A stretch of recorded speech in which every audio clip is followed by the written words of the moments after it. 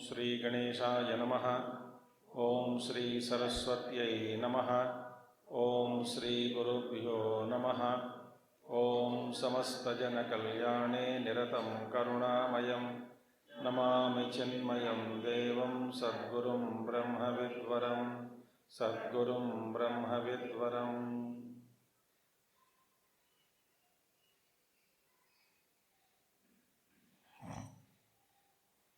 ओम व्यासं वसिष्ठनप्तारं शक्ते पौत्रमकल्मषं पराशरात्मजं वन्दे सुखतातं तपोनिधिं व्यासाय विष्णुरूपाय व्यासरूपाय विष्णवे नमो वै ब्रह्मनिधये वासिष्ठाय नमो नमः। वसुदेवसुतं देवं कंसचाणूरमर्दनं देवकी परमानन्दं कृष्णं वन्दे जगद्गुरुं कृष्णं वन्दे जगद्गुरुम्।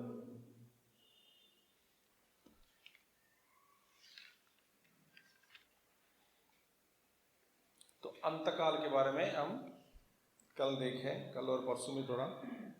तो जो जो यम यम वाप स्मरण भावम जजत चिंते करो, इस भावना को, भाव को आप स्मरण करते हुए शरीर को छोड़ते हैं, उसी भाव को या देव को या गति को आप प्राप्त करते हैं। इसीलिए भगवान कहते हैं तस्मात् सर्वेषु कालेषु, सभी अवस्थाओं में माम अनुस्मर युद्धचा, मेरे याद रखो, स्मरण करके युद्ध करो। युद्ध माने स्वधर्म रूपी युद्ध करे। मय्यर्पित मनोबुद्धि ही मामेव एष्यसि असंशयः। तो मय्यर्पिति, मयि वासुदेवे अर्पिते मनोबुद्धि, मयि वासुदेवे अर्पिते मनोबुद्धि यस्य तव स त्वमयो मय्यर्पित मनोबुद्धि सन् मामेव यथास्मृतं येष्यसि आगमिष्यसि असंशयः न संशयः अत्र विद्यते। ठीक है। तो इसके बाद भगवान आगे कहते हैं किंच अभ्यासयोगयुक्तेन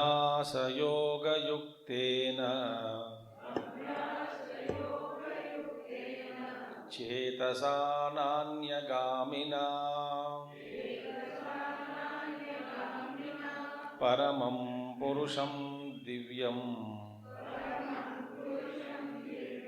याति पार्थानुचिन्तयन्।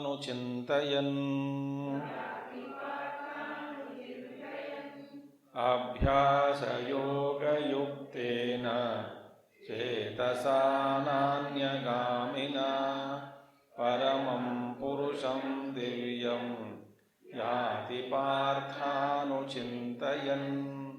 अभ्यास योग युक्तेन, तो सर्वेषु कालेषु, तस्मात् सर्वेषु कालेषु, सभी अवस्थाओं में हर समय मेरे ही याद करके करते हुए, तो फिर अपना जो मन और तुम्हारी बुद्धि जो है दोनों को मुझ में समर्पित करके इस स्वधर्म रूप युद्ध में, इस क्षेत्र में जीवन पर्यंत खेलते रहो और काम करते रहो, युद्ध करते रहो और मेरे स्मरण करते रहो। करते ही मेरे उस शरीर को छोड़ दो, छोड़ने के बाद तुम मेरे पास ही आ जाओगे। तो ठीक है, अब ये लगातार स्मरण कैसे करें? भगवान कहते हैं अभ्यास। ठीक है, लगातार स्मरण होगा प्रेम से, मगर लगातार स्मरण के बारे में आप भगवान कह रहे हैं कैसे करें? भगवान कहते हैं अभ्यास योग युक्तेन, इस अभ्यास योग से युक्त होकर। ये है तो हर के अभ्यास ही सबका, सभी प्रश्नों का जवाब क्या है? अभ्यास। चाहे आप दुनिया में कुछ प्राप्त करना चाहते हो, इस लौकिक दुनिया में, व्यवहार में, भौतिक सृष्टि में, या आध्यात्मिक जगत में भी आप कुछ प्राप्त करना चाहते हो, जीव को किसी भी समय कोई भी चीज को प्राप्त यदि करना चाहता है वो, तो उसका मूल मंत्र क्या है? अभ्यास। जैसे कि आप कोई लगातार सबसे पहले जीवन में कोई एक आध्यात्मिक प्रवचन सुनने के लिए एक आदमी यदि गया हो, वो सुन नहीं पाता, वो सोचता कि मन तो भटकता रहता है, कैसे इतने लोग सुनते रहते हैं। खास करके वेदांत को सुनना बहुत कठिन है, क्योंकि वेदांती लोग जो है ना, तो लगातार वही वेदांत का विषय का ही चर्चा करते रहते हैं, और बीच में कहानियाँ जोक्स बिल्कुल बंद होने के कारण लगातार सुनना। और आप जब जाओगे आश्रम में, जब सुनना चाहते हो, आश्रम जो ब्रह्मचारियों को लेते हैं ना क्लासेस, यदि उस क्लास आपको सुनना, और भी एकाग्रता चाहिए। आप सुबह से शाम तक यही काम, सुनते रहो सुनते रहो सुनते रहो सुनते रहो सुनते रहो, बड़ी मुश्किल है। ठीक है, तो अभ्यास ही हर समस्या का समाधान है। देखिए, आप सुने होंगे कुछ ऐसे भी व्यक्ति हैं, एक दो निकले हैं दुनिया में, और भी ज्यादा है, बचपन से धीरे धीरे धीरे सांप का विष पीने से वो सर्पों से ही खेलने लगा जीवन में। 400 सर्प 500 सर्प एग्जीबिशन में मैंने देखा, वो सर्प के बीच में खड़ा रहता है, वो सर्प काटते रहते हैं, कुछ नहीं होता, क्योंकि सारा विषय अभ्यास करके अपना शरीर भी विषपूरित कर दिया। देखिए, अभ्यास ही धीरे धीरे अभ्यास करके विष को चढ़ा दिया शरीर में, ताकि इस सर्पों से खेल सके। तो फिर उसका बेफिक्र है, कहीं भी चले जाते हैं। आपके अभ्यास की बात है। बचपन में चलना भी अभ्यास से ही होता है, ठीक है, बात करना सुनना हर विषय में अभ्यास है। तो मगर आध्यात्मिक विषय में क्या फिर कोई विशेषता है क्या? भगवान कहते हैं कोई विशेषता नहीं है, कोई इसके अलावा और कुछ करना नहीं चाहिए, अभ्यास करो। मगर हर अभ्यास के पीछे लक्ष्य के साथ प्रेम होना चाहिए। यदि लक्ष्य के साथ यदि प्रेम नहीं है तो अभ्यास होना नहीं होगा। अभ्यास क्यों करें भाई? मैं जिसको पसंद नहीं करता हूं उस चीज को क्यों अभ्यास करें फिर? तो अभ्यास योग युक्तेन, माने भगवान यहां पे कह रहे हैं मयि चित्त समर्पण विषय भूते एकस्मिन। एकस्मिन माने एक माने केवल एक ही हूं, एकस्मिन, ठीक है, एक ही मुझ में, मयि एकस्मिन, मुझ एक में परमात्मा में, मुझ में, चित्त समर्पण विषय भूते, चित्त को समर्पण करने के लिए एक वस्तु, चित्त को समर्पण करने में जो विषय वस्तु है, वह वस्तु है जिसमें आप चित्त को अपना चित्त समर्पण करना चाहता है, उस चित्त को समर्पण करने में एक वस्तु, उस वस्तु वह क्या है, कौन है? मुझ में, मुझ एक वस्तु में जिसमें अपना चित्त को समर्पण करना जरूरी है, उस मुझ में अपना चित्त को समर्पण करना। तो चित्त समर्पण विषय भूते, चित्त समर्पण के योग्य विषय कौन है? मैं ही हूं, और कोई वस्तु नहीं है। केवल मुझ में ही चित्त को, अपना चित्त को समर्पण करो। मुझ एक वस्तु क्या है? मैं ही हूं, चित्त समर्पण करने योग्य वस्तु। तो मुझ में, अच्छा, उस वस्तु में, परमात्मा में, एक वस्तु में क्या करना चाहिए? यहां पे फिर बात आ रही है, जैसे कि उपासना का छंदोग्य उपनिषद में हमने देखा इसका निर्वचन क्या है, उसी तरह यहाँ पे अभ्यास क्या कह रहे हैं? अभ्यास का मतलब क्या है? तुल्य प्रत्यय आवृत्ति लक्षणों विलक्षण प्रत्ययांतरितः अभ्यासः, लगातार सजातीय वृत्तियों को प्रवाह कराना और विजातीय वृत्तियों के द्वारा उसको काटने ना देना, इस प्रवाह को जारी रखना और अन्य वृत्तियों को प्रवेश करा के इस धारा को काटने ना देना, तो इस प्रक्रिया को कहते हैं अभ्यास। लगातार एक ही चिंतन माने एक ही विषय पर ध्यान करते रहो और बीच में कहीं उस धारा कभी टूटना नहीं। इस प्रवाह, चित्त वृत्ति का जो प्रवाह है, इसलिए भगवान रमण महर्षि कहते हैं उस प्रवाह का लक्षण क्या है? आज्य धारया। जैसे घी की धारा होती है ना, उसी तरह इस प्रवाह में एक क्या बोलते, चिकनापन आना चाहिए। धारा कभी टूटना नहीं चाहिए। तो वही अभ्यास है। धारा को आप छोड़ते रहे, एक ही वृत्ति, सारे वृत्तियों का प्रवाह एक ही वस्तु के ऊपर, इसी के प्रति जा रहे हैं सारे वृत्तियां, मगर अन्य वृत्ति जो है, इससे विलक्षण वृत्ति बीच में इस धारा को काटना नहीं। तो इसको काटे बिना एक ही वृत्ति को लगातार प्रवाह जारी रखना, उसको कहते हैं अभ्यास। एक ही वृत्ति माने एक तरह के वृत्तियां, एक ही तरह की वृत्तियां जितने भी हैं, लगातार उस प्रवाह को अभ्यास कहते हैं।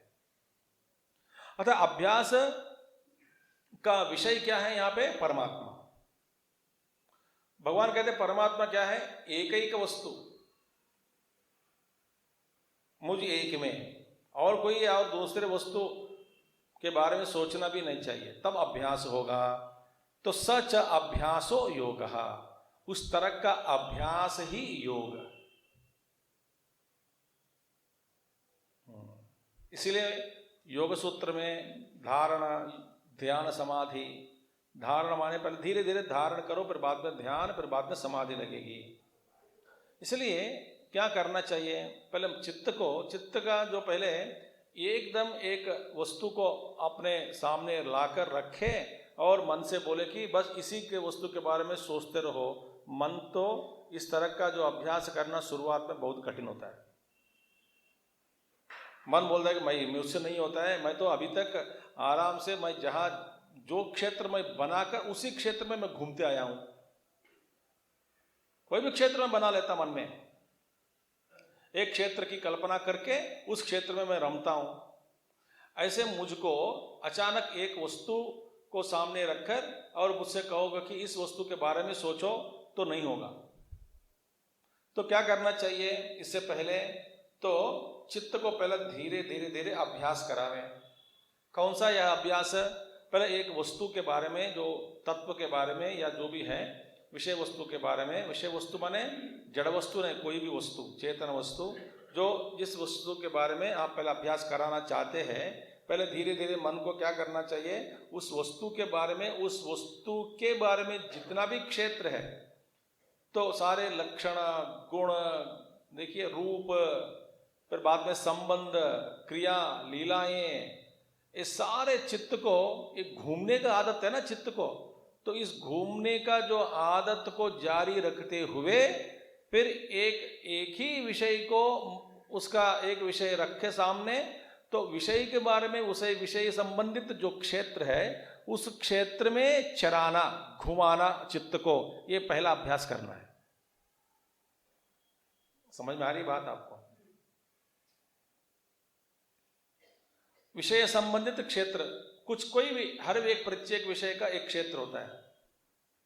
तो इसलिए भगवान का ले लो फॉर एग्जाम्पल, राम भगवान श्री कृष्ण, मैंने कृष्ण का जन्म का रहस्य, लीलाएं, उनके भगवान की मूर्ति, आकृतियां, भगवान की लीलाएं, भगवान की कथाएं, भगवान का उपदेश, भगवान अपने जीवन में क्या क्या, कौन सा, यह जो संदर्भ सामना करना पड़ा भगवान को, इन संदर्भों में भगवान का बर्ताव, व्यवहार, श्री कृष्ण भगवान का, ये सारे जितने भी कथाएं हैं, लीलाएं हैं, उपदेश है, ये सारे भगवान श्री कृष्ण के संबंध में जो भी क्षेत्र हमारे सामने कथा के रूप में, लीला के रूप में विस्तारित हुआ, उस क्षेत्र में अपना मन को घुमाना, ये एक पहला अभ्यास करें।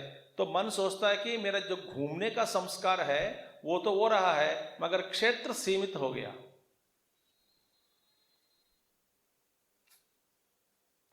पहले क्या करता था मन? एक विषय से दूसरा विषय, दूसरे विषय से तीसरा विषय,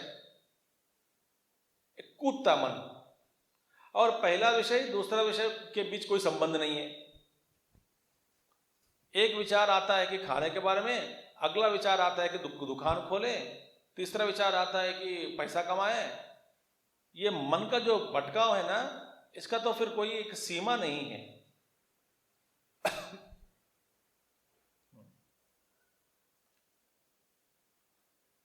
मन को छोड़ दिया, अगला विचार किसका होगा और कोई बता नहीं सकता। छोड़ा हुआ मन,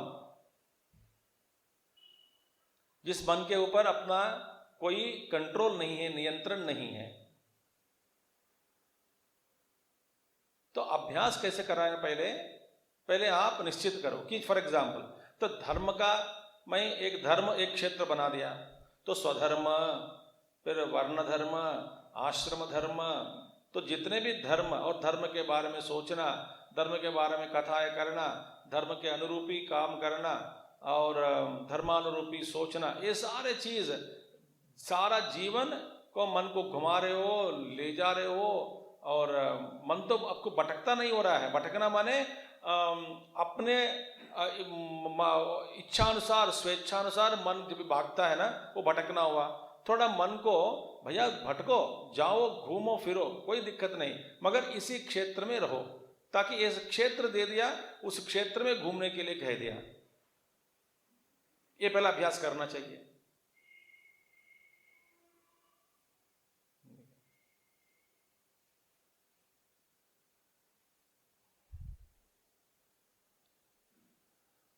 तो पहला अभ्यास करें एक क्षेत्र, फिर धीरे धीरे धीरे धीरे धीरे उस क्षेत्र को, उसकी जो सीमा है, उस सीमा को कम करते जाओ।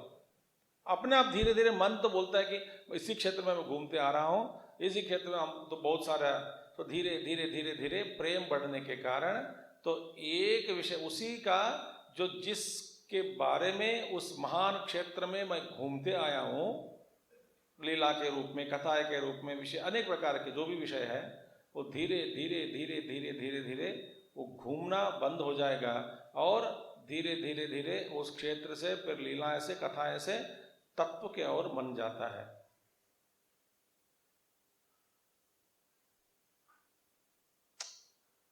सबसे पहले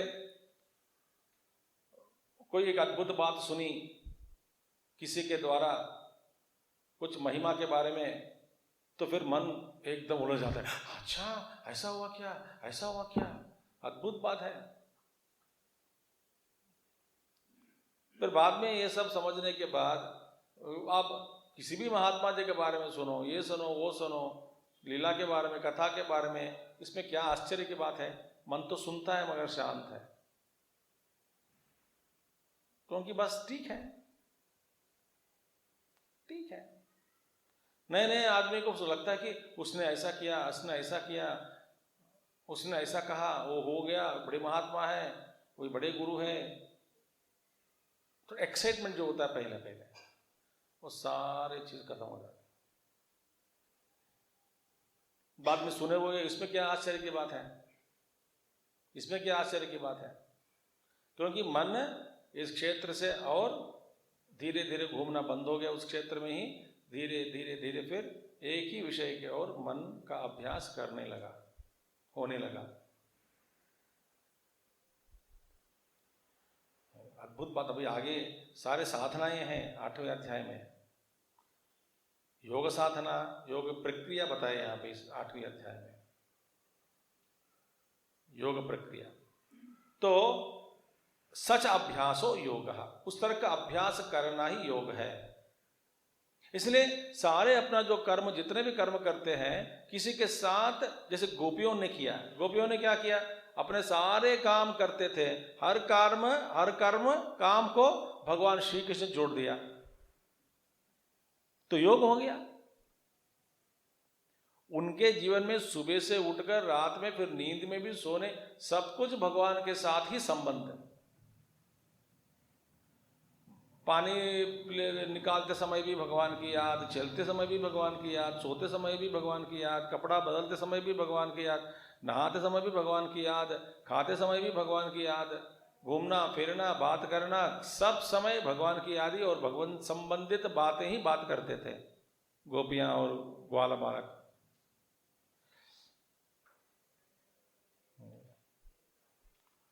खाना बना रहे भाई, भगवान को तो भोग तो लगाना है, तो भगवान के भोग के लिए तो फिर भगवान आएगा खाएगा, इसलिए अच्छा बनाना है, खाना अच्छी बननी है, इसीलिए सावधानी से मैं करूं काम।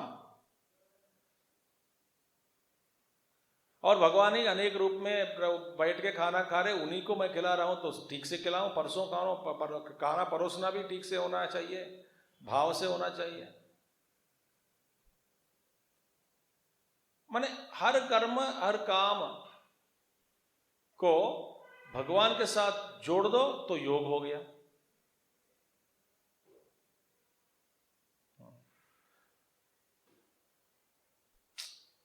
ये टुकड़ा टुकड़ा हुआ मन को पहले एकत्रित करो,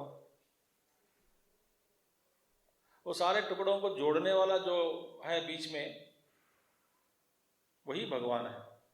क्योंकि भगवान के साथ ही ऐसा जो भगवान है तत्व है, उस तत्व के साथ ही हमारा सब व्यापार संबंध, व्यापार के उस संबंध में जोड़ सकते हैं। भगवान से ही, केवल भगवान भगवत तत्व से ही हमारे सारे भिन्न कार्यकलाप, भिन्न कार्य भगवान भगवत तत्व से ही जोड़ सकते हैं, जुड़ा सकते हैं। और ऐसी कोई चिपकने वाला कोई चीज नहीं है जिसके साथ सारे व्यवहार जुड़ सके। जरा सोचो, अब सुख हो दुख हो, ऐसा वही की तत्व है जिसके साथ और अनुभव को भगवान के साथ जुड़ाकर हम देख सकते हैं। वही तत्व है, तो तत्व के साथ जुड़ना और अनुभव को ऐसा पहले करते रहोगे तो क्या होगा, वो योग बन गया। और इस भगवत तत्व के अलावा ऐसे कोई तत्व नहीं है, सार नहीं है, जो केंद्र नहीं है, जिसके साथ सारे अपने कार्य कर्मों को, कर्म फलों को, कर्तव्य कर्म जो भी है, ये सारे कर्मों को, व्यापारों को जुड़ा सके। ऐसा कोई फिर नहीं है तत्व, कोई चीज ही नहीं है, वस्तु नहीं है। इसीलिए भैया अभ्यास सच अभ्यासो योग, तो अभ्यास का नाम ही योग है। लोग डर जाते हैं कि यदि सजातीय वृत्ति प्रवाह ही करते रहे हैं फिर अभ्यास में, हाँ जी फिर बाकी काम, भैया तो बाकी काम का यदि आपको विचार आ ही गया तो माने अपना कर्म और प्रारब्ध अभी टूटा नहीं, पूरा हुआ नहीं हुआ, इसीलिए उस सारे क्षेत्रों को पहले भगवान के साथ संबंध बना दो। और बनाने के बाद क्या होगा जीवन में, इस जीवन में और अगले जीवन में धीरे धीरे धीरे ये कर्म का जो प्रभाव वासनाओं का जो सारा खर्च होने के बाद फिर हमको वैसे ही धीरे धीरे धीरे धीरे सीमा जो है, क्षेत्र है, वो कम होते जाएगा। ये भटकने का, करने का, काम करने का मन स्वाभाविक सिद्ध रूप से धीरे धीरे धीरे धीरे, कोई कर्म नहीं रह जाता, संबंध नहीं रह जाता, कोई वासनाएं नहीं है, बहुत कम हो गया, बस कुछ कुछ कुछ धीरे धीरे धीरे धीरे कम होते जाएगा। और अत्यंत कम होने के बाद फिर ये केवल ध्यान में ही बैठेगा आदमी, जैसे रमण महर्षि बैठे थे, तपोवन महाराज जी बैठे थे, धीरे धीरे धीरे वहां तक पहुंच जाते हैं। तो पहला करना क्या है हमको, अपना सारे कार्यकलापों को किसके साथ जुड़ा देना, भगवान के साथ। इस भगवान के साथ जुड़ाने की जो प्रक्रिया जो है, माने जो विधान है, इसके साथ क्या है, वो प्रेम ही है। विश्वास करो कि भगवान के साथ संबंध सबके साथ है, सब कुछ भगवान के साथ ही है, तो जोड़ा दो ज्ञानपूर्वक और बैठो। ये अभ्यास सच अभ्यासो योग, तेन युक्तम तत्र एवं व्यावृत्तहम योगिनः चेतः।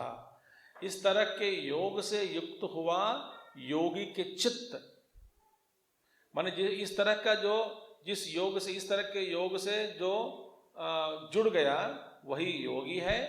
तो उस योग के चित्त, तेन चेतसा, उस चित्त के द्वारा, उस योगी पहला बनो, उस योगी के चित्त के द्वारा इस तरह के चित्त के द्वारा चेतसा न अन्यगामिना, फिर न अन्यत्र विषयांतरे गंतुम शीलमस्य, जिस तत्व चित्त का स्वभाव क्या है, अन्यगामी नहीं बनता है। अन्यगामी माने और दूसरे विषय जो भी है विषयांतर गति छोड़ दिया, त्याग दिया, तो अन्यगामी नहीं हुआ। न अन्यगामी ना, अन्यगामी माने इधर उधर जाने वाला, इधर उधर घूमने वाला मन। तो चित्त को जो धीरे धीरे धीरे सावधानी के साथ फिर आपको यह महसूस होगा कि परमात्मा ही आपका जीवन का केंद्र बन गया।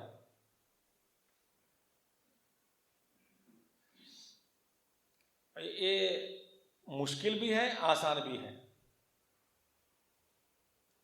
भगवान ही जीवन का केंद्र, और भगवान से अलग करके कोई चीज, कोई वर्क, कोई कर्म को देखो मत।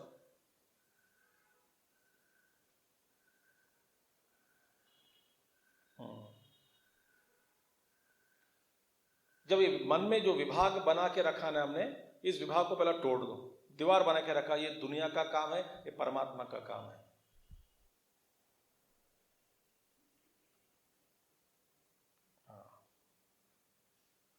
ये दीवार तोड़ दो। तोड़ने के बाद जो कुछ भी आप करते हैं सब भगवान का ही काम है।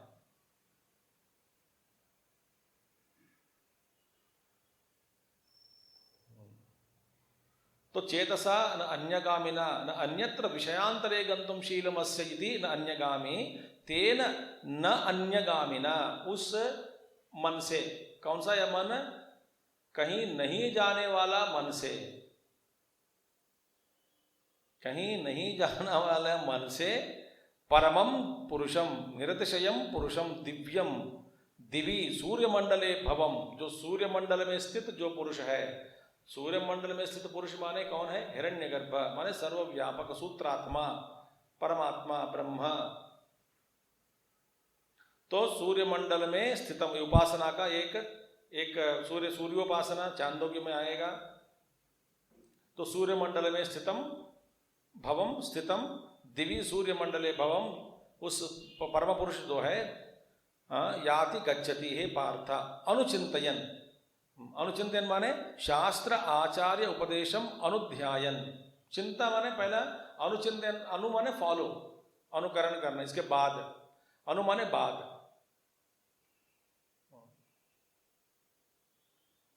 अनुकरण माने पहला कुछ कोई करके दिखाया तो उसका आप अनुकरण कर रहे हैं, अनु माने फॉलो, ठीक है। अनुचिंतन माने फिर क्या है, किसी ने पहला चिंता करके सोचकर लगा दिया, सोच को शास्त्र के रूप में निक्षिप्त है, गुरु वाक्य में निक्षिप्त है। तो गुरु और शास्त्र क्या हमको पढ़ाता है, कैसे सोचना, किस ढंग से व्यापार करना, मनोव्यापार, किस ढंग से सोचना, ये गुरु बताते हैं।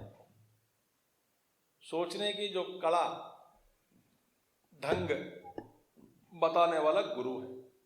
तो पहला शास्त्र का उपदेश, शास्त्र के संबंध में गुरु के द्वारा शास्त्र का बोध सुनकर उसके अनुसार चिंतन, सोचते रहो, उसके अनुसार सोचते सोचते चिंतन करते करते तुम क्या करोगे, तो क्या होगा, तुम्हारा उस दिव्य पुरुष जो है, परमात्मा जो है, उसके पास तुम पहुंच जाओगे। तो इसमें सारे बात कही गई। अभ्यास करो, कैसे करना है, योग युक्त से करो, बोला योगी बनो, भटकता हुआ मन को पहला एक केंद्रित करो, इसके बाद वो मन न अन्यगामिना, पहले योगी बनो, फिर बाद में योगी बनने के बाद ये मन कहीं नहीं जाएगा, इसके बाद कहीं नहीं जाने वाला मन से क्या क्या करना चाहिए, उस दिव्य पुरुष के ऊपर ध्यान करो। कैसे ध्यान करना, कैसे चिंतन करना, उसका शास्त्र अनुरूपी चिंतन, गुरु जैसा उपदेश दिया उसके अनुसार चिंतन करो, अपना फिर मन बुद्धि मत लगाओ।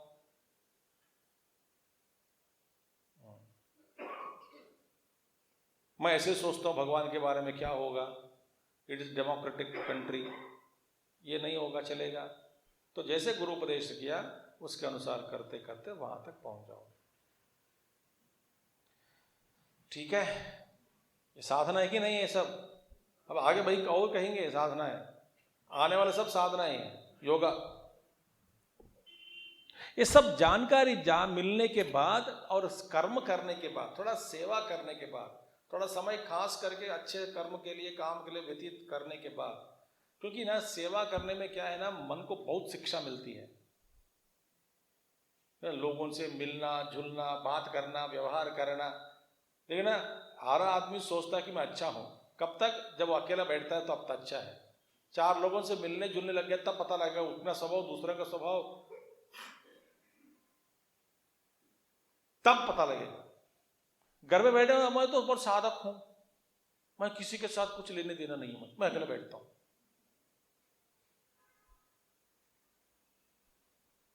इसलिए Gurudev master, he was master, I tell you, master. उन्होंने क्या किया, ये जोड़ दिया सबको, काम करो, सबके साथ करो, मिलके करो।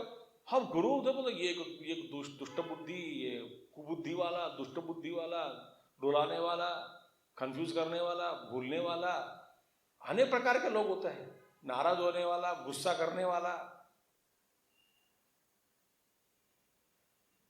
इन सबके साथ फिर काम करो। हाय राम, कैसे करें? यही तुम्हारी परीक्षा। तो ना ये all the rough edges will be smoothened. आदमी के साथ व्यवहार में रगड़ रगड़ कर अच्छे के लिए, अच्छे काम के लिए धीरे तुम स्मूथ हो जाओगे, नाजुक बनोगे, नाजुक। तो यही है साधना। अकेला बैठने से नहीं, ये सब पार करके फिर बैठो। इसलिए ना हम जो सुनते हैं अच्छे अच्छे बड़े बड़े बातें, घर जाने के बाद एकदम उल्टा, वहां पर जो गुरु कुछ भी होता रहे घर पे। कोई आपने सुना गीता, वो घर वाले नहीं सुने ना, तो उधर चिल्लाते रहते, मांगते रहते, वो व्यवहार जैसे समझ में आए वो व्यवहार करते रहते हैं। तो उस ऐसे लोगों के साथ ही फिर गुजरना पड़ेगा। फिर आपके साथ फिर संघर्ष होगा, संघर्ष, बड़ा संघर्ष। उस संघर्ष में क्या करेंगे? ये सब बेकार है और कुछ लोग अच्छे हैं, कुछ लोग बेकार हैं, वहां पे माइंड विभाग हो गया। विभाग फिर संघर्ष में अपने साथ ही अंदर ही संघर्ष होता रहेगा। और संघर्ष को आप कहोगे कि आध्यात्मिक चिंतन।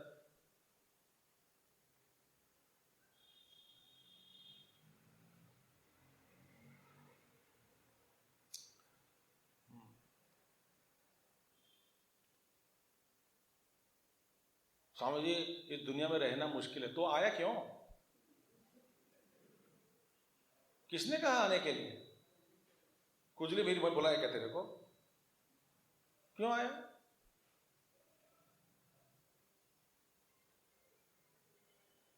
अब अटक गया, न मरने से मर भी नहीं सकता हूं, जीना भी नहीं हो रहा है, न जी सकता हूं न मर सकता हूं।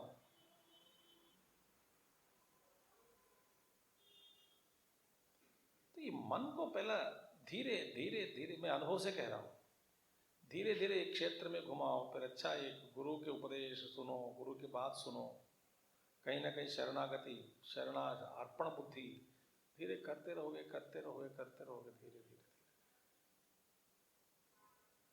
फिर ऐसा एक समय आएगा, फिर आप संघर्ष बिना जीना सीखोगे।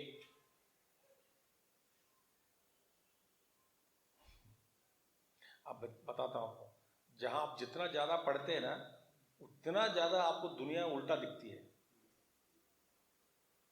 वेदांत पढ़ोगे, ये पढ़ोगे, सब लोग फिर क्या शीर्षासन पे चल रहे हैं, मैं खुद ही ठीक खड़ा हूं।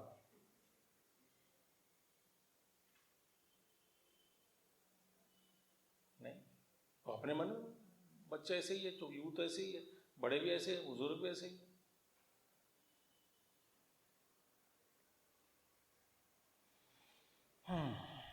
यही योग है।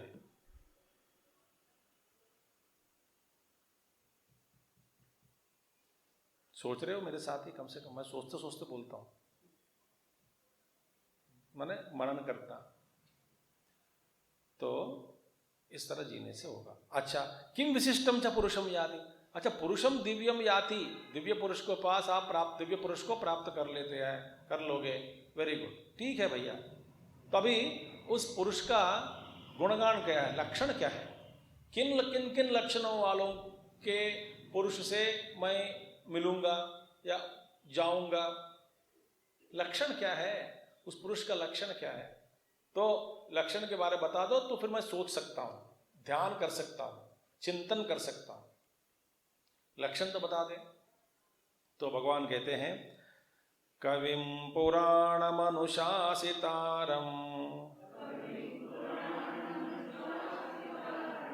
अणोरणीयान् समनुस्मरेद्यः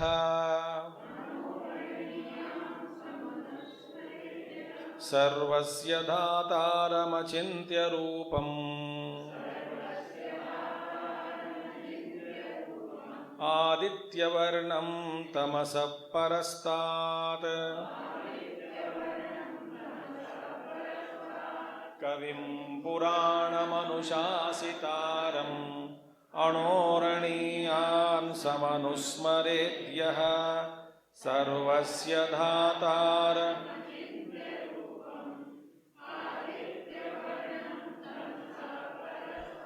ओके, कितने लक्षण, कविम पुराणम अनुशासितारम अणोरणीयान समनुस्मरेद्य सर्वस्य धातारम अचिंत्य रूपम आदित्य वर्णम तमस परस्तात्, सारे गए 8 है। कविम, कविम माने क्रांतदर्शिनम सर्वज्ञम। देखिए कवि का मतलब है ना, बाद में आया, कवि माने एक रचयिता, रचयित्री, रचने वाला, पोएट बन गया। कवि माने पोएट, वो नहीं, कवि पोएट नहीं, कवि माने क्रांतदर्शी। क्रांतदर्शी माने जो चीज सबको दिख रहा है उससे भी ज्यादा जो देखने वाला, वो कवि है। तो कवि कौन है भाई, दुनिया दिखती है सबको, मगर दुनिया के पीछे और कुछ कविता क्यों, कुछ अलंकार के साथ जो सौंदर्यता को, कुछ सौंदर्यता को देखकर उसका वर्णन करने वाला कवि।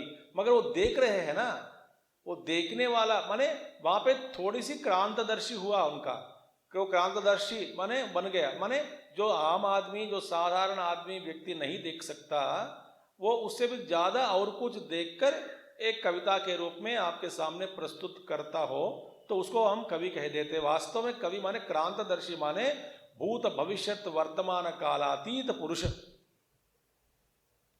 भूतकाल में, वर्तमान में, भविष्य में, इन तीनों कालों को पार करके देखने वाला,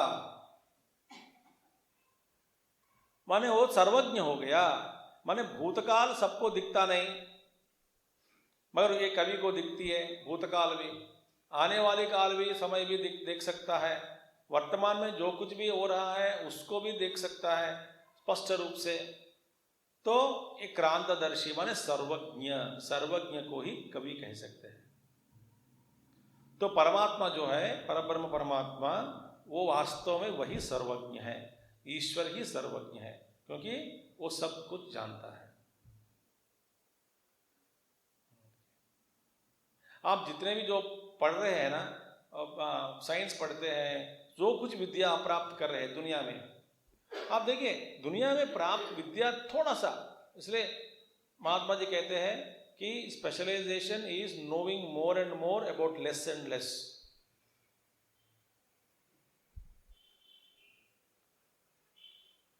अब ये एक स्पेशलिस्ट बन गया, उसका गर्व देखो, घमंड देखिए, मैं स्पेशलिस्ट हूं। तो भैया स्पेशलिस्ट माने तो साधारण ज्ञान से भी कम हुआ, कम क्षेत्र का ज्ञान, मगर विस्तार से हुआ। आप बोलते हैं इस ज्ञान को मैंने प्राप्त कर लिया, ठीक है भैया, उस ज्ञान की सृष्टि किसने किया, किसने बनाया इस ज्ञान को। मैं पृथ्वी के बारे में जान लिया, तो पृथ्वी को किसने बनाया।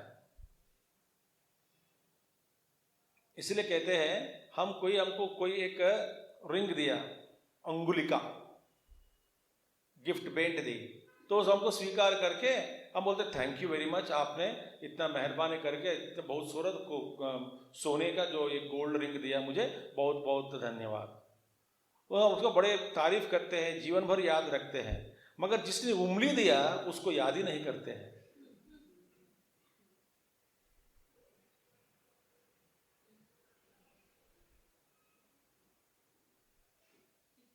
देखिए ये उंगली किसने दिया भाई?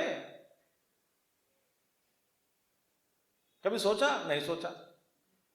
ये तुच्छ एक सोने का कोई रिंग दिया 2000 3000 5000 का, उसको आजीवन पर्यंत तारीफ करते हो आप। बेवकूफी कहीं नहीं। तो मनुष्य कृतघ्न है। कृतघ्न माने नॉट कृतज्ञ, कृतघ्न, अनग्रेटफुल, अनग्रेटफुल।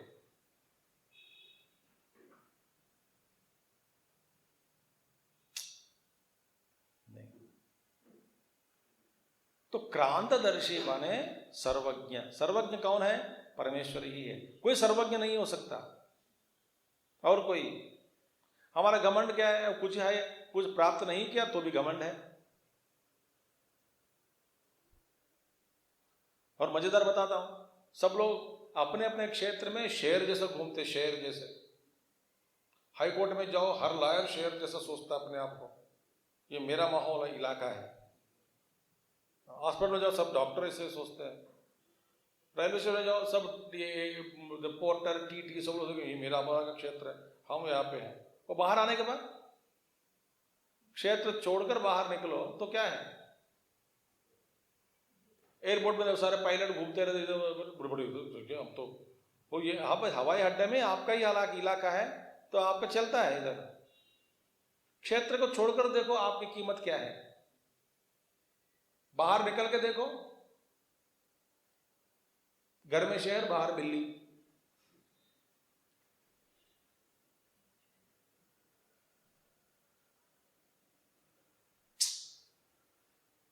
तो गर्व कहां से? तो सर्वज्ञ को ही कवि कहते हैं, कवि, वो सर्वज्ञ परमात्मा। देखिए, आप यदि इस पर बात पर विश्वास करते हैं तो सर्वज्ञ परमात्मा है, तो परमात्मा को एक नमस्कार करके करने से बस काफी है, हमारा समर्पण कर दो, वो तो सर्वज्ञ है।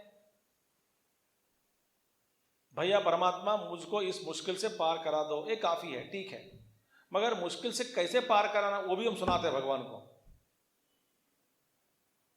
भगवान कहते हैं मैं सर्वज्ञ हूं भैया, तो सुनाओ मत मुझे, मैं जान लिया, मैं वास्तव में जानता हूं तेरे प्रॉब्लम भी, तू मेरे साथ पूछा कि मैं थोड़ी के पार करा देता हूं, मगर मुझे ये सिखाओ मत कि मैं कैसे पार कराऊं। तू कौन है सिखाने वाला?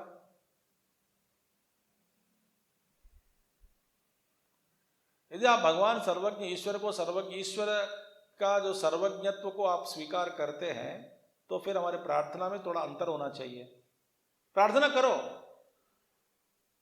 जैसे भजन करते हैं ना, कैसे पार कराओगे मुझे नहीं मालूम, मगर पार तो कराओ। वहां पे भी आदमी का घमंड आ जाता है, सुनाते भगवान को, तुम ऐसा करो, मेरी ये समस्या है, तुम मुझे उससे बोल के उसके मन में घुसकर मुझे 1 लाख रुपया दिला दो।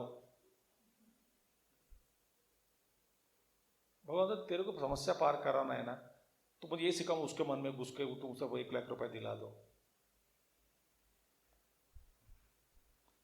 पता नहीं प्रभु कैसे पार कराओगे, मगर पार कराओ। क्यों? तू सर्वज्ञ है, कवि है, उस कवि को चिंतन करो। कवि का चिंतन माने ये सारे चीज आगे। भगवान क्या कह रहे हैं उस परमात्मा के बारे में? कविम। वो कौन है? कविम, एक्यूजेटिव केस। उस कविम को, कवि को चिंतन करो, कवि का चिंतन करो। कवि माने क्रांतदर्शी, सर्वज्ञ। और पुराणम, पुराण माने चिरंतनम, पुरातन है, मोस्ट एंशियंट। इसका मतलब क्या है? आप जैसे हम जैसे लोगों को कितने देखे होंगे भगवान। हर सृष्टि में, हर का अनंत अधिक अनादिकाल से सृष्टि चल रही है, क्या हमारे जैसे लोग पहले नहीं हुए थे क्या? और आदमी सोचता है कि मेरी जो समस्या है ये तो बड़ी एक विशेष रूप में मैं इस कष्ट को भोग रहा हूं, मेरे जैसे कोई आदमी नहीं हो सकता पृथ्वी में।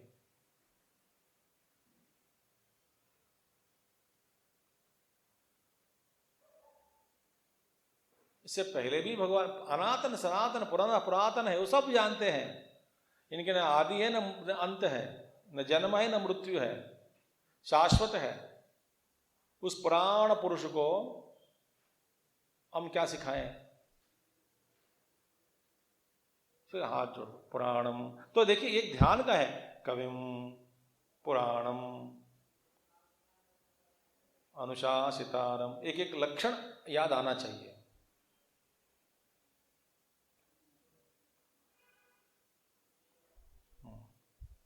अनुशासितारम सर्वस्य जगतः प्रशासितारम, प्रशासितारम माने शासक है, इस जगत का शासक है, शासक।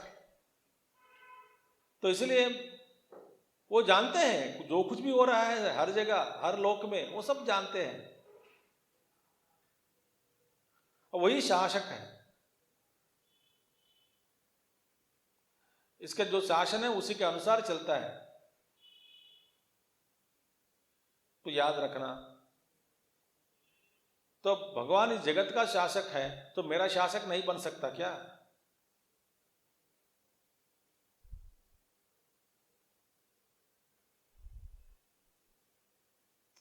तो आप एक बताता हूं आपको, पानी में आपको, मुझे तो तैरना नहीं आता है, मगर मैं बता रहा हूं आपको तैरना कैसा होता है।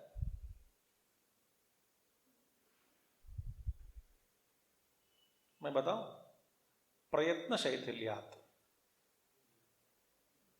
योग सूत्र। जब अपना ये जो प्रयास को छोड़ दिया, अपने आप को फिर हवाला कर दिया पानी के हवाले, अब तैरूंगा। जब तक आप डर है, पानी है, मैं अलग हूं, मैं इसमें कैसे है, मैं मेहनत करना है, मुझे ये करना है वो करना है, तो डूब जाओगे। और जो अपने आप को हवाला करने लग गए तो पानी आपको डुबाता नहीं, बोलता है कि तो ठीक है, जितना समय तुम्हारे जो कीमत है, तुम्हारा जो सामर्थ्य है, जब तक है, तुम्हारे जो इंस्ट्रूमेंट का जो लिमिट है, सीमा, उसके अनुसार तब तक तुम रह सकते हो, रहो पानी में। और बाद में जो तैर रहे हैं ऐसा हम जो कहते हैं, उस तैरने का जो कर्म है वो कर्म भी आयास रहित हो जाएगा। जैसे शरीर में जितना ताकत है वहां तक तो मैं आराम से, मैंने डर नहीं है, वहां पे तैरता हूं, तैर सकता हूं, डूबूंगा नहीं, क्योंकि मेरे को एक कला आ गई। इसी तरह इस विश्व में अपने आप को भगवान को हवाला कर दो, भगवान का हवाला। इनके हवाले में आ गया तो वो उनके जो अंडर में आ गया, नियंत्रण में आ गया, बोले कि बस मैं हाथ में कुछ नहीं, आप ही कर लो। जैसे द्रौपदी ने छोड़ दिया, हाथ दोनों उठा दिया, और मेरी मेहनत से मेरे बस की बात नहीं है, आप ही मेरी रक्षा करो ये प्रभु कृष्ण। तो आ गए कृष्ण परमात्मा, क्योंकि नहीं तो भगवान का इज्जत चला जाएगा। इसीलिए शासक जो है उसको पकड़ो, वो चाहे तो कुछ भी कर सकता है।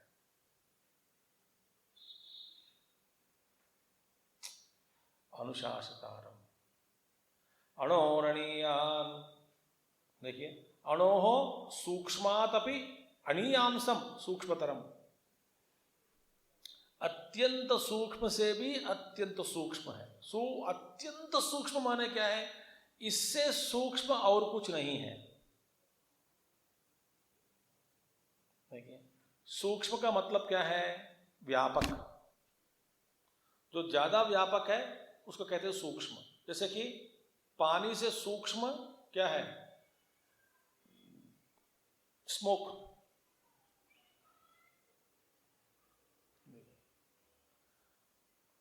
और उससे भी ज्यादा सूक्ष्म क्या है? तो पानी से बर्फ से स्मोक, पानी सूक्ष्म, बर्फ से पानी सूक्ष्म है, और पानी से भी सूक्ष्म स्मोक। हाँ, अब देखिए इसका मतलब क्या है? बर्फ का जो प्रमाण है, परिमाण, जो जहां तक जिसका जो क्या है, आविष्ट, आकाश का आविष्ट करके विस्तार कर बैठ जाता है, उसी को आप थोड़ा टेम्परेचर बढ़ा दो तो वो पानी हो जाएगा, पानी और विस्तार से और विस्तार हो जाएगा। माने पानी का जो व्यापक है, व्यापकता बर्फ से भी ज्यादा है ना। और पानी से भी किसका, हाँ, उसका भी और भी व्यापकता है। इसका मतलब क्या है, सूक्ष्म माने व्यापकता, और अत्यंत सूक्ष्म माने जो सूक्ष्म है और उससे भी सूक्ष्म और कोई वस्तु नहीं है, वह क्या है, परमात्मा। नो, उससे भी सूक्ष्म और कुछ भी नहीं है, इसका मतलब सर्वव्यापक है। वो सर्वव्यापक है और सर्वव्यापक जड़ वस्तु नहीं है, चैतन्य है। तो चैतन्य इसीलिए सर्वज्ञ है। अनोहो सूक्ष्मादपि अनयांसम सूक्ष्मतरम अनुस्मरेद अनुचिंतयेत यह कश्चित् सर्वस्य कर्म। ठीक है ना, अनुचिंतयेत, अनुचिंतयेत, अनुस्मरेद, अनुचिंतयेत, लगातार परमात्मा का चिंतन करते रहो। अनुचिंतयेत सूक्ष्मतरम, और देखिए अनुस्मर, वो बाद में देखेंगे इसका। अनुयांसाम सूक्ष्मतरम और कश्चित् कर्म फल जातस्य धातारम, देखिए अनुरणीयान समनुस्मरेद्य, इसका बाद में देखेंगे। सर्वस्य धातारम, सर्वस्य कर्म फल जातस्य धातारम, परमात्मा क्या है, सर्वस्य कर्म फल जातस्य धातारम माने विधायक, विचित्रतया प्राणिभ्यो विभक्तारम विभज्य दातारम। ठीक है, विचित्र रूप में सभी प्राणियों का कर्म फल को बांटकर उसके अनुसार फल देने वाला परमात्मा है, उसको कहते हैं सर्वस्य धातारम। दातारम माने विधायक। समझ आ गया बात, सर्वस्य धातारम।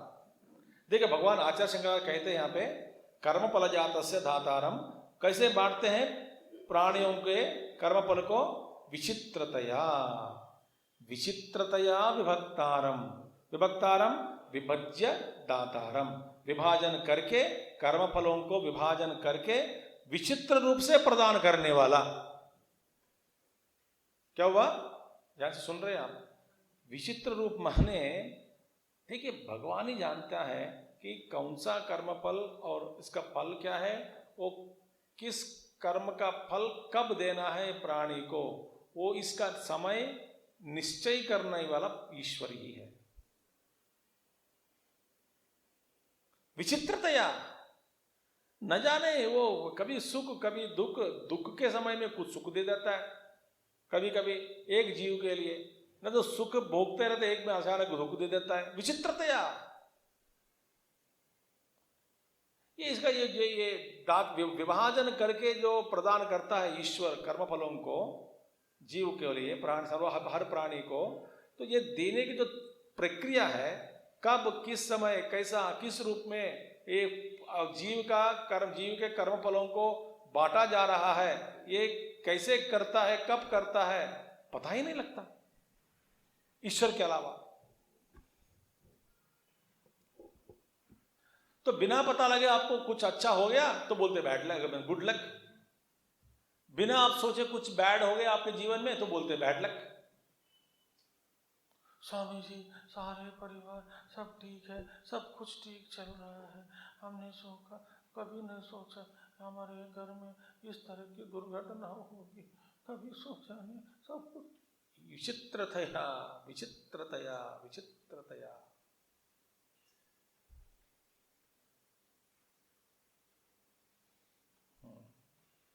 देखिए हमारा मिशन मेंबर थी, अभी वहाँ पे मेरठ में जब गया था तो बहुत काम कर रही थी, इसके कमेटी मेंबर है, रसद मिला, फोटो खींच के 14 तारीख को जब मेरठ गया ऑन ए क्वेस्ट मूवी देखने वहाँ पे, बस हो गया, अच्छा हो गया तो ठीक है। वो अम्मा तो फिर कल सवेरे किसी एक वो कोई व्यक्ति आया, उसके द्वारा मैंने बोला कि उनका दोस्त है मेरठ में, तो जिससे मैं उनसे मिला, एक बड़ा पुलिस ऑफिसर है वहाँ पे, तो उनसे फिर फ़ोन करवाया तो दिखे स्वामी जी बात करना चाहते, बात किया। उन गाल दिए जिस आपने कहा मुझसे, स्वामी जी जब आप आए थे सिनेमा हॉल में परिचय हो गया, बहुत अच्छा था, मगर जिस अम्मा ने मेरे जो परिचय आपसे करवाई वो आज सवेरे मर गई। बोले ठीक है, शिमला मिशन मेंबर है हमारे अपने, बहुत सेवा की, TIT फंक्शन में भी आई थी और तस्वीर खींची, बहुत हेल्दी थी। माने वो कैसा हो गया? बोला कि कुछ हुआ, वो बेटा आया, वो भी बड़ा कार्डियोलॉजिस्ट है, उसको मम्मी को यहाँ पे कैलाश हॉस्पिटल लेके आया, फिर एंजियोग्राम करते करते हार्ट ब्रेक फेल हो गई, चले गए कल सवेरे। विचित्रतया, अब वो ठीक है फिर क्यों करवाना, कार्डियोलॉजिस्ट है पुत्र। ये कर्म कब किससे क्या करवाता है प्रारब्ध ईश्वर, कुछ भी नहीं। इसीलिए मृत्यु के माध्यम विशेष रूप में कोई किसी माध्यम को निमित्त को ढूंढ कर नहीं आता, किसी भी चीज को वो अपना निमित्त बनाकर किसी भी कोई भी जीव को उठा सकता है ऊपर। आप कभी सोचता भी नहीं कि ये निमित्त बन सकता है क्या, मृत्यु के निमित्त।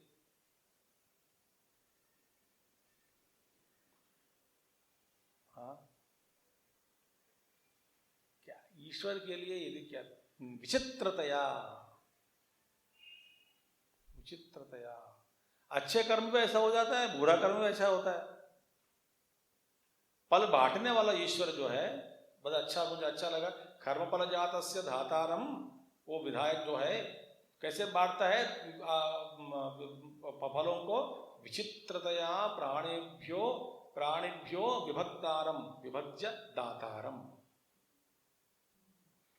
विचित्रतया, आचार्य शंकराचार्य विचित्रतया माने वो ईश्वर की जो कोई कह नहीं सकता।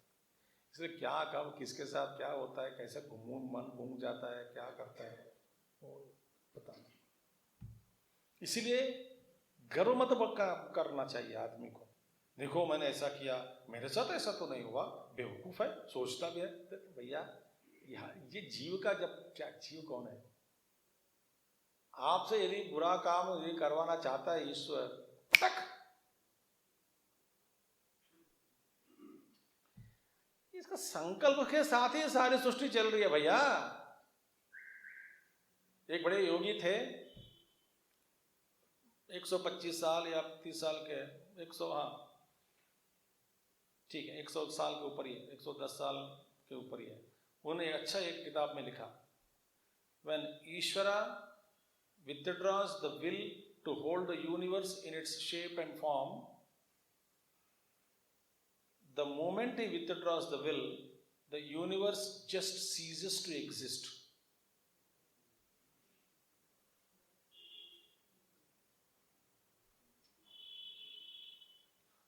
तो आप पुराण पढ़ोगे, प्रलय प्रक्रिया, बारिश होगी, ये होगा वो होगा, धीरे धीरे क्या करना चाहिए? स्वप्न का अंत करना धीरे धीरे थोड़ी होता है स्वप्न का। इसलिए सद्यो सृष्टि करके एक विवाद माने एक सिद्धांत है कि भगवान ऐसे कल्पना किया, सृष्टि आ गए, कल्पना कर दे तो चला गया, बस इतना ही। जैसा स्वप्न,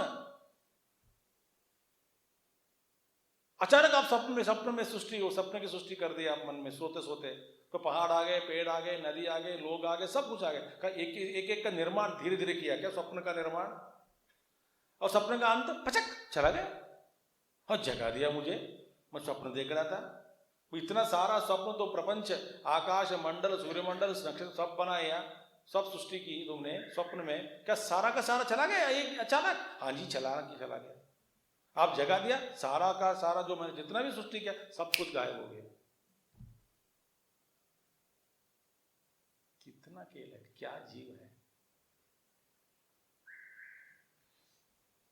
इसलिए आदमी को कभी गर्व नहीं करना चाहिए, मैंने ये किया वो किया, मैंने ये पढ़ा वो पढ़ा। परमात्मा चाहे तो कुछ भी कर सकता है। विचित्रतया वो परमात्मा विचित्र रूप में कर्म फलों को बांटते रहते हैं। अब मैं इसके अंदर बहुत नहीं घुसूंगा, क्योंकि अलग अलग तरीके हैं बांटने का। उनका जो खेल है ना, कोई सोच नहीं सकता। इसमें भी प्रारब्ध, इच्छा प्रारब्ध, मन स्वेच्छा प्रारब्ध, अनिच्छा प्रारब्ध, परेच्छा प्रारब्ध, व्यक्ति कर्म, समष्टि कर्म, देश के कर्म। समष्टि कर्म में वो समष्टि का जो परिमाण बदलता रहता है। समष्टि कर्म के अंतर्गत व्यष्टि एक जीव का कर्म का कोई कुछ नहीं हो सकता, तो वो समष्टि कर्म के अनुसार ही उसका हो जाता है, अंत हो जाएगा समष्टि कर्म के कारण। भाई समष्टि कर्म में मुझको क्यों आना पड़ा, वो ईश्वर की लीला है। और किसी को बचाना चाहता है, बचा लेगा ईश्वर। आपने बहुत सारी कहानी सुनी होगी। अब वो 3 दिन छोटी लड़की एक पेड़ के जो डाल के ऊपर खड़ा रहा समुद्र के ऊपर, सुनामी के बाद 3-4 दिन के बाद लड़की को देखा समुद्र के बीच में वो लटकते रहे वो 3 दिन, और किसी ने आके बचा दिया लड़की को। बोले कैसे, मुझे पता नहीं, तो पेड़ के डाल वो चढ़ गया, उसके साथ ही वो नाचते नाचते समुद्र में 3 दिन तक बचा लिया परमात्मा इस रूप में। बचाना चाहते हो तो बचा सकते हैं, नहीं बचाना चाहते तो आप कहीं भी जाओ आ जाएगी मृत्यु। तो भाई मैं सावधानी से रहना है जीवन, तो तुम सावधानी से रहो, समझ सोच कर करना चाहिए, चलाना चाहिए गाड़ी था तुमको ठीक से, तुम्हारी गलती थी। वो बोलते मैं कुछ नहीं गलती की, मैंने पता नहीं वो कहां से आ गया, कहां से, पर तो गया क्यों घर से बाहर। इसका जवाब कौन दे सकता है बेचारा। तो जाना भी पाप है क्या, जाना ही नहीं था तुमको, पर जाना नहीं था तुमको, मुझसे पूछ के जाना था, कहां से आ गए। ये होने वाला था, ऐसे ही है। अच्छा हो तो बच के आया घर।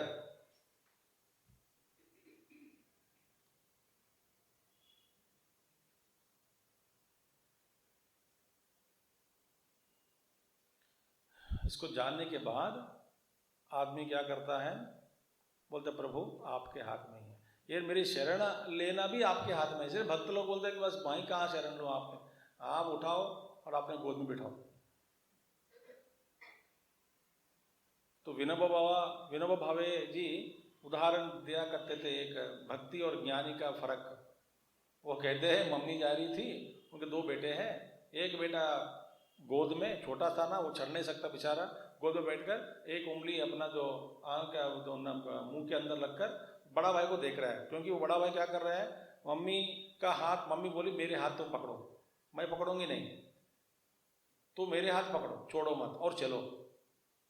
बेचारा वो ना पकड़ के इधर उधर देख रहा है, कोई पत्थर आ गया उसके ऊपर थोड़ी स्टम्बल्ड अपॉन दैट, कोई गिरता है फिर उठता है, फिर जब गिर जाता है ना, वो ऊपर से देख के हंसता रहता है गोद में बैठ कर। और मम्मी क्या कहते, फिर गिर गया करके एक मारती थी बेचारा। विनोबा कहते हैं मस्ती में वो ज्ञानी है चलने वाला, गोद में बैठकर एंजॉय करने वाला भक्त है। ऐसे एक भाव है, ऐसा नहीं वो ज्ञानी है ये भक्त है, ऐसा नहीं, बट भाव माने वो ज्ञानी जिम्मेदारी लेना पड़ता है उसको। तो दोनों का फर्क यही है, मगर इसलिए तो कोई भी मत परमात्मा। चलो ठीक है भाई, कल कहा था ना मैंने, हमारे जन्म भी हम शरीर ले नहीं सकते, शरीर छोड़ना भी हमसे नहीं होता। कई लोग हैं बीमारी लोग, भगवान से लगातार प्रार्थना कर रहे हैं कि मृत्यु दो, मृत्यु दो, मृत्यु दो, मृत्यु दो, मृत्यु दो, ये परमात्मा मेरे अंत कर दो, मेरे अंत कर दो, मेरे अंत कर दो। नहीं होता है।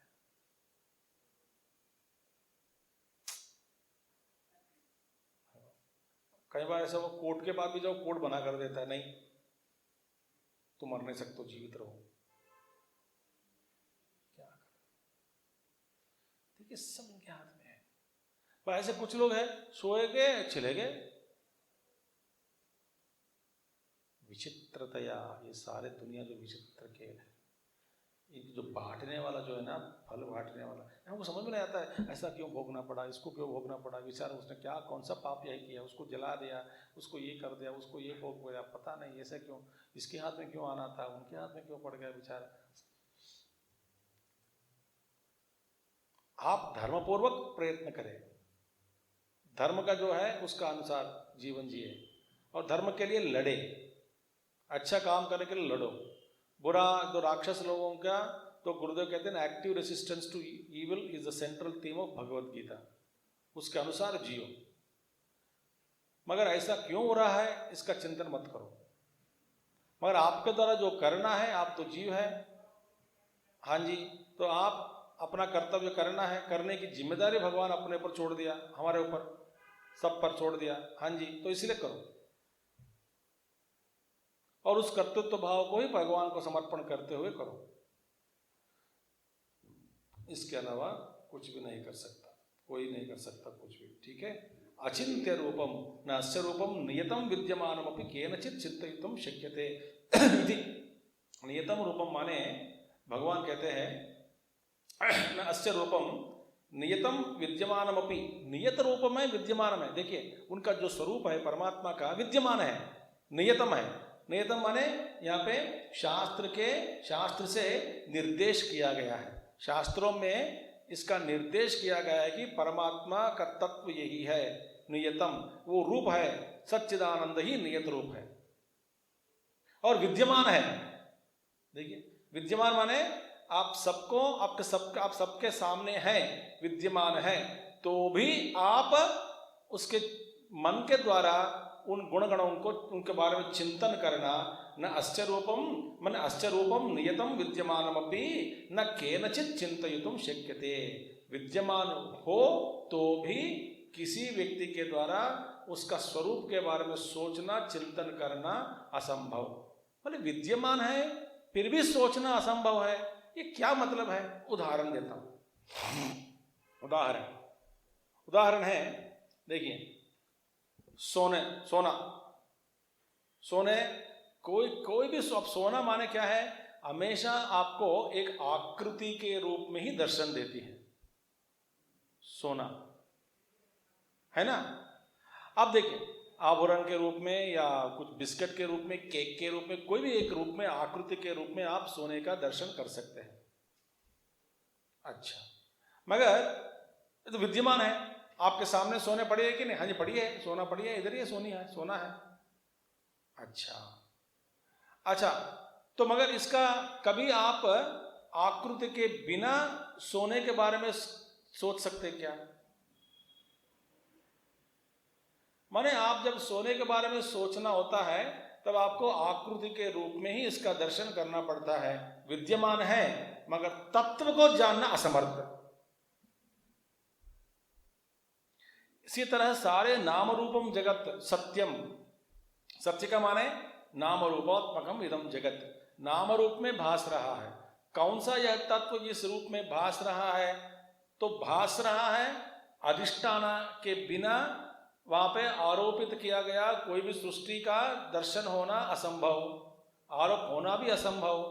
वहां पे रज्जू के बिना सर्प का आरोप होना मुश्किल है, मगर सर्प तो विद्यमान है, मगर वो विद्यमान रूप सर्प भी बिल्कुल नहीं है। विद्यमान है, सर्प के पीछे वास्तव में वही रज्जु है, रज्जु दिखाई नहीं देता, सर्प दिखाई दे रहा है। भगवत तत्व अधिष्ठान के रूप में, सत्ता के रूप में उसका अनुभव करना, चिंतन करना असंभव, मगर नाम रूपात्मक रूप में, नाम और रूप के माध्यम से ये सारी जो सृष्टि, इन जितने भी क्या क्या जो पड़ी है, ये सब इसका दर्शन हो रहा है, देख रहे हैं नाम रूपों को, मगर इसके पीछे जो अधिष्ठान के रूप में परमात्मा है, पीछे माने अलग नहीं है। जैसे कि सर्प के पीछे रज्जु है, माने सर्प के पीछे माने सर्प अलग है, रज्जु अलग है ही नहीं ना, रज्जु ही सर्प के रूप में दर्शन दे रहा है। सत्य ही ये नाम रूपात्मक जगत पूरा सत्पदार्थ ही इस नाम और रूप में दर्शन दे रहे हैं, मगर नाम रूप का दर्शन हम कर पा रहे हैं, मगर तत्व का चिंतन कर नहीं सकते हैं। विद्यमानमपि न चिंतयितुं शक्यते केनचित्।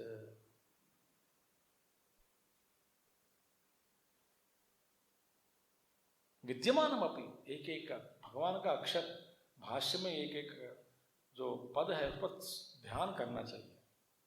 विद्यमानमपि, आंखों के सामने है तत्व, वही तत्व है, माने इंद्रिय गोचरम नहीं, मगर वो सोने का जो असल तत्व जो है इंद्रिय गोचर है।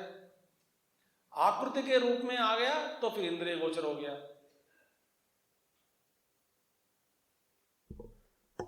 न केनचित् चिन्तयितुं शक्यते इति अचिन्त्य रूपः। मन के द्वारा अप्राप्य मनसा सह, अप्राप्य मनसा सह, हमने सोचा कि मन को भेजा परमात्मा की जानकारी के लिए, तो मन लौट गया, इंद्रिय लौट गए, सब लोग वापस आ गए कि हम सोच नहीं सकते, जान नहीं सकते उनको। अचिंत्य रूपम तम आदित्य वर्णम, आदित्यस्यैव नित्य चैतन्य प्रकाशो वर्णः, वो आदित्य रूप है। आदित्य माने नित्य प्रकाश, नित्य प्रकाशो आदित्य। जैसे कहते हैं सूर्य भगवान कभी ठंडा पड़ गया, ऐसा नहीं होता। उदाहरण के लिए, don't go to extend beyond all those things, एक दिन वो भी जाएगा, वो नहीं, उदाहरण के लिए। तो नित्य प्रकाशो आदित्यवत, लाइक आदित्य वो नित्य प्रकाश। इसी तरह परमात्मा नित्य प्रकाश है, नित्य प्रकाश। तम आदित्य वर्णम, और तमस परस्तात्, वहां पे अंधकार बिल्कुल नहीं है। सूर्य भगवान के पास जाकर के पूछो कि भगवान जी आप जानते हैं क्या व्हाट इज डार्कनेस? भगवान बोलते वो क्या होता है? अंधकार का दर्शन आपने कभी किया? सूर्य भगवान बोलते चलो लेके जाओ, दर्शन करेंगे, चलो पृथ्वी पे आ जाओ, 12 घंटा हमको अंधकार पे होता है, दिखाता हूं आपको। कहाँ होता है? आते हुए अंधकार चला गया। तो सूर्य के लिए कभी अंधकार का दर्शन नहीं हो सकता। तमस परस्तात्, और उस परमात्मा को अज्ञान रक्षणात् मोहांधकारात् परम, माने अज्ञान अंधकार है, मोह अंधकार से भी परम है, ऊपर है वो परमात्मा तत्व। उस तत्व को क्या करना चाहिए? अनुस्मरेत, ऊपर है देखो, अनुस्मरेत, अनुचिंतयेत, यह, उस ऐसे ये स्वरूप को अनुचिंतनम करना है, स्मरण करना है इसका। ये तो चिंतन करते रहो।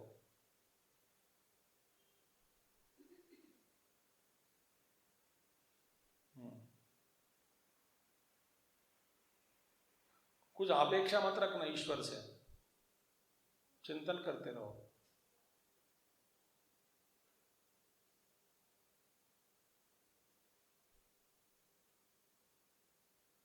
भगवान कहते जैसा मैं हूं तुमको वैसे बना देता हूं।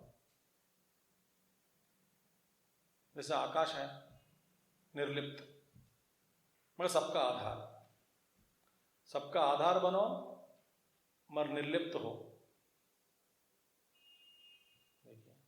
वही साधक का लक्षण होना चाहिए, लक्ष्य होना चाहिए।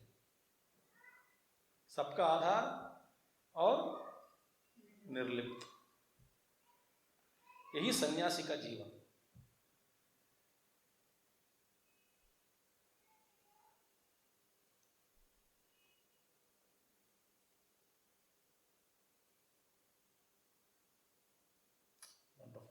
ठीक है। तम अनुचिंतयन याति इति पूर्वेणैव संबंधः। अनुचिंतयन याति माने देखिए, परमम पुरुषम दिव्यम याति कहा ना वहां पे, माने वो जाता है, पहुंचता है, प्राप्त करता है। वो प्राप्त करता है, इस श्लोक में भी लागू करना है। याति इति पूर्वेणैव संबंधः, पूर्व श्लोक के साथ याति है ना, उसके साथ संबंध है। माने ये भी याति माने ऐसा स्मरण करने वाला वो प्राप्त करता है, इसको, उस तत्व को।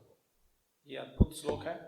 तो आगे आने वाले नेक्स्ट श्लोक में प्रयाण काल में किस तरह का योग अपनाकर शरीर को छोड़ना है या कैसे करना है ध्यान।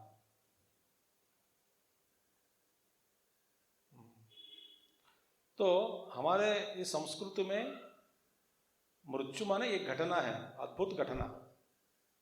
इस अद्भुत घटना में हमारे ऋषि मुनि लोग चाहते हैं कि होश में रहो और शरीर को त्याग दो।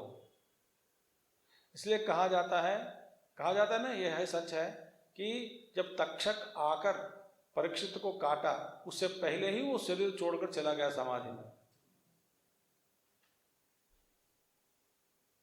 तक्षक तो काटना काटवाना ये सब पागल है क्या? तो काटो शरीर को। इसी तरह महाभारत में द्रोणाचार्य जी अस्त्र त्याग करके समाधि लगाया, शरीर के साथ समाधिस्थ हो गया, शरीर को छोड़कर समाधि में चला गया। तो फिर बैठा हुआ शरीर का गर्दन काटा दुष्टद्युम्न ने। अद्भुत लोग हैं ना। इसी तरह साधना करते करते करते करते गांधारी, धृतराष्ट्र और कुंती, जब ये आग लग गई, संजय जी कहते हैं मैं आप तीनों को बचा नहीं सकता हूँ, आग चारों ओर से जंगल में आग लग गया। तो धृतराष्ट्र जी कहते हैं संजय से, संजय अब हम तीनों को छोड़ दो, तुम किसी तरह तुम अकेला भाग जाओ, इससे तुम फिर मुक्त होकर चला जाओ, हम तीनों को छोड़ दो। फिर संजय जी कहते हैं तो ठीक है महाराज, मैं अभी तीनों को छोड़ दे रहा हूँ, इधर जंगल में आग में जल जाएंगे, उनके तीनों जल जाते हैं। तो कहते हैं संजय जी अभी महाराज आप योगस्थ हो जाइए करके चले जाते हैं, तीनों को बोल के अब योगस्थ हो जाइए। तो आग जो चारों ओर से जो फैलकर आग नजदीक आ रहे हैं, उसी आने से पहले ही तीनों अपने शरीर के साथ अपना तादात्म्य को छोड़ दिया, तो सारे शरीर काष्ठ के साथ काष्ठ जल गया। मगर वो चिल्लाते चिल्लाते, कष्ट उठाते उठाते ऐसे नहीं छोड़ा शरीर। प्रारब्ध है तो ठीक है, वही पुरुषार्थ है। जैसे वृषभदेव जंगल में घूमते घूमते घूमते दिगंबर थे, दिगंबर भागवत में आते कहा है। तो घूमते घूमते बस जंगल में आग लगे, उस आग के साथ उस काष्ठ को इन काष्ठों के साथ ये शरीर रूपी काष्ठ को भी जला दिया, माने शरीर को त्याग दिया वहीं। जैसे कि एक जलता हुआ किसी ने एक हमारा हाथ में पकड़ लिया, वो जल रहा है तो हम छोड़ते हैं कि नहीं? छोड़ देते हैं। पकड़ना क्यों? कुछ कंजूसी लोग, कुछ लोग होते हैं मैच बॉक्स है ना, करते हैं ना, जो जला के आखिर तक पकड़ के रखते हैं, तो कंजूसी है। उससे भी एक दो बत्ती जला देंगे करके आखिरी तक। मैं देखा कि तो जलाना क्यों, तब तक तो नहीं, वेस्ट नहीं करना। अब लगाओ 100 रुपया खर्च करके ऑइंटमेंट, और 3 दिन उफ करके बैठो, उसके साथ सारा काम सत्यानाश हो गया, करने का काम पूरा त्याग दो। आग लग रही है तो उंगली तक पकड़ के रखना, पागल है क्या?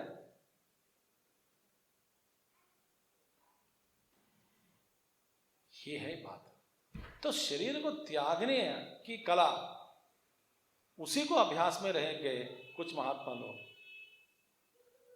एक ब्रह्मचारी जी की तो तबीयत ठीक नहीं थी, वो तो चले गए तो शरीर छोड़कर, बहुत साल हो गया।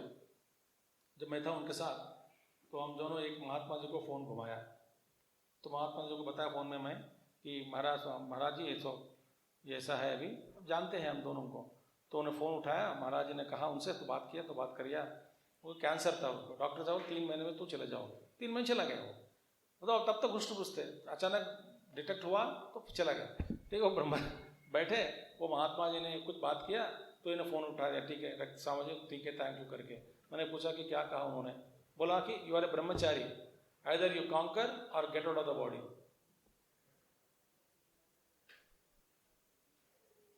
But don't suffer like this.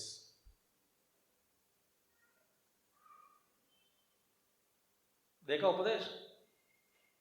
Either you conquer और get out of the body, but don't suffer like this. Get out of the body माने वो आत्महत्या नहीं, वो भी बहुत बड़ा कष्ट है, पागल है क्या? वो नहीं करना है, but that is the mastery दिखाया मुर्शी मुनि लोग। इसलिए मैंने एक शेयर किया, एक बात कही थी मैं कुछ समय पहले, उसी महात्मा जी के साथ जब बैठे थे कभी एक दूसरे समय में, तो बातों में उन्होंने कहा हमसे कि क्या मरने के लिए मृत्यु के कारण कोई बीमार चाहिए क्या? जरूरी है क्या बीमारी होकर मरना? ये क्या नियम बना के रखा आप लोगों ने करके पूछा मन में। बोलते कि मर गया तो किस बीमारी से? ये क्या प्रश्न क्या है? बीमारी से थोड़ी मर रहे हैं आदमी, बीमारी बिना छोड़ दो। ये जरूरी है क्या बीमारी होकर मरना? उसके लिए तपस्या करो, छोड़ दो, चले जाओ। हमारे गुरुदेव छोड़ दिया शरीर, बोलते बोलते रहा, उन्होंने बहुत काफी इशारा दे दिया, सबको बता दिया, मैंने बहुत लोगों को कि भाई बस जाने वाला हूं करके।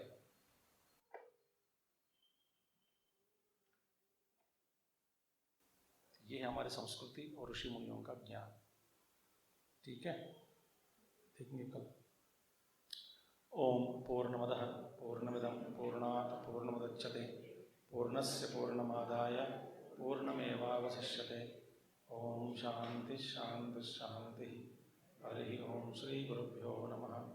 हरि ओम सद्गुरुनाथ महाराज की